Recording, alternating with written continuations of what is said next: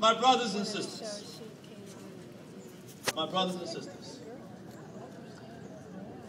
this Tea Party movement, this conservative Republican movement, and others involved, Democrats and Independents, it's a great, great movement.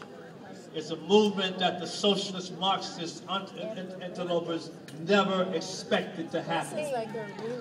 These people have always heard about the legendary, indomitable spirit of the American people, but they never really experienced it until the Tea Party came along. Now they are learning to know why we have that flag of a snake coiled up like this, because it's saying to you, don't tread on me. This rattle on my tail, it's not there because, I'm a big bad cat. This rattle on my tail is telling you, you better stay away from me because the venom in my mouth will bite you and poison you to death if you step on me. That's what Obama and company is doing right now. They're shaking in their boots in the White House because they know they've been caught. But they're trying to do as much damage as possible. It's called the scorched earth policy. They're trying to destroy our country from within before we get our hands on them and put them all in jail.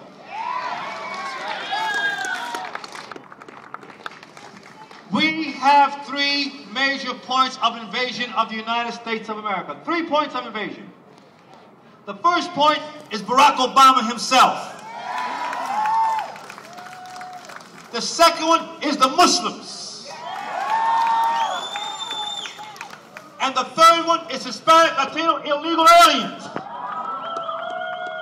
But let me tell you something, my brothers and sisters.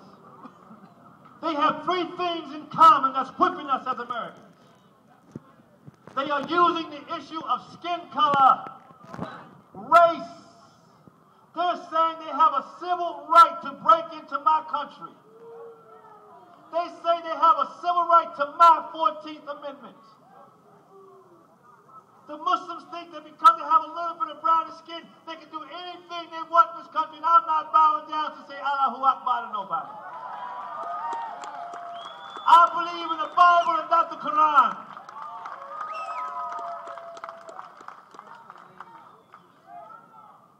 I'll prove it to you. Here's my Bible.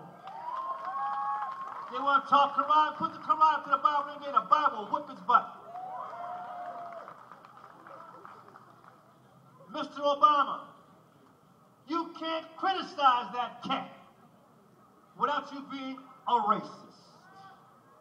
You can't criticize the Muslims without you being a racist and violating their civil rights. You can't criticize illegal aliens without being considered a racist. You are American citizens. You live on a great legacy of people who went before us, who gave their lives before us. Somebody said freedom is not free. And we as Americans are going to have to learn something. We're going to have to learn to stop being ashamed of being American.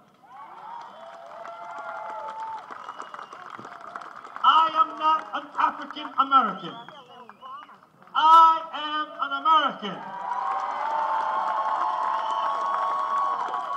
In fact, you better not call me an African American because those Africans threw my black butt out. You think about it. It was you, white people, Anglo white people from Europe and England. It was you who set my people free from slavery. The African curse. Learn something, U.S. citizens. You hear these people like Al Sharpton and Mr. Jesse Jackson, who I call Heckle and Jekyll.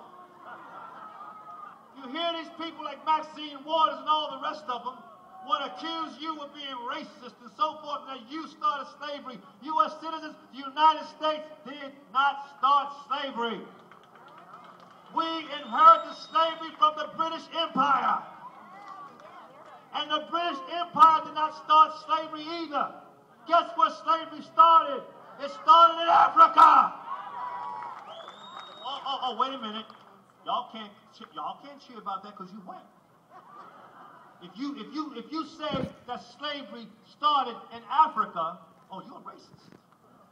But did you know Even that guy, Henry Louis Gates, has a book, and he is now saying that over 90% of the slave trade was and began in Africa with the blacks themselves and those Arab Muslims. Americans, you went to war with other Americans to see to it that no one in this country will live under tyranny any longer. You broke the slave trade. White Americans, understand something. When you think of civil rights, you think of black people. No, we didn't start the civil rights movement. White people started the civil rights movement. Whites were the first ones to call for the abolition of slaves. Other slaves trying to get away.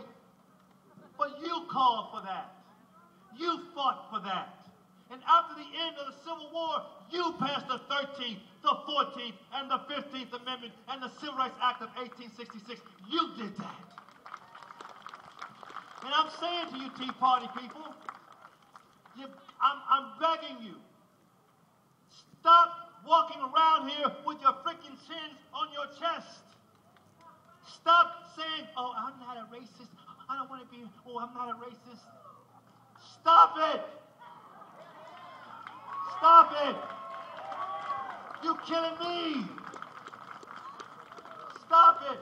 You start telling these daggone Democrats and these socialist liberals, you start calling them racist. You start calling them bigots. Make them defend.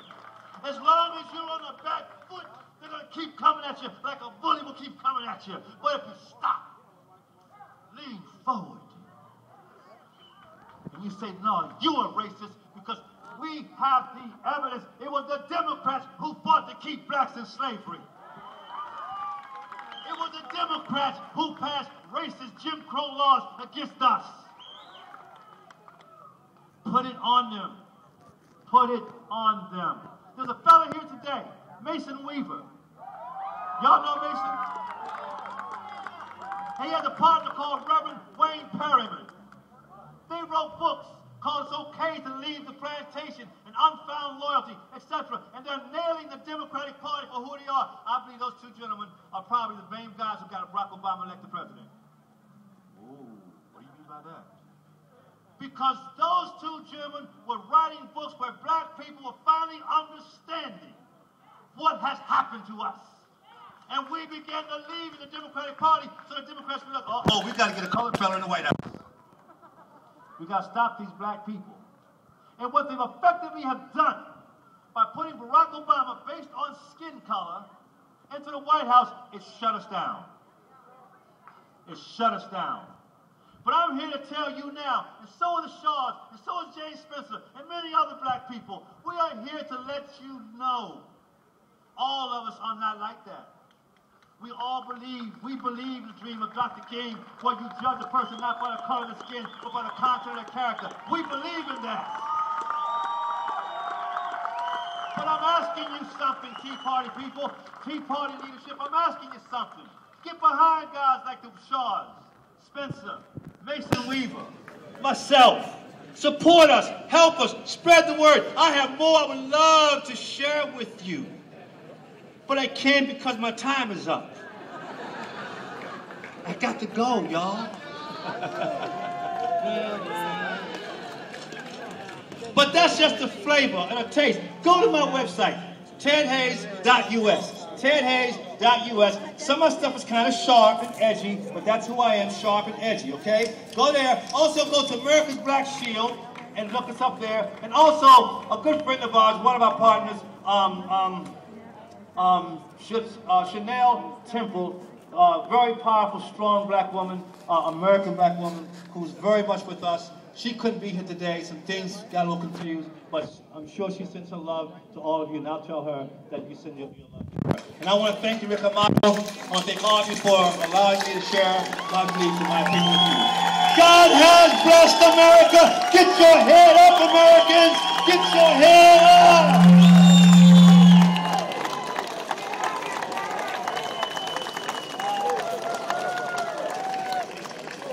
Ted Hayes, folks, did I not tell you we had an energetic speaker? Where Where are the TV cameras? You keep saying we're angry white racist. Where are you when we show diversity here? Because we're not about skin color. We're about ideals, beliefs, and values. Thank you, Ted Hayes. I challenge Channel 8 locally, Channel 10 locally, Channel 7 and Fox 5 News to show the true face of these Tea Party rallies. Where are the cameras? They don't have the backbone. They don't have the backbone. That's what it is, folks. You know, throughout the afternoon, we've talked about young conservatives, and we're going to continue that theme with our next speaker. I don't know his last name because it has his first name right here. His name is Scott, and he's with an organization.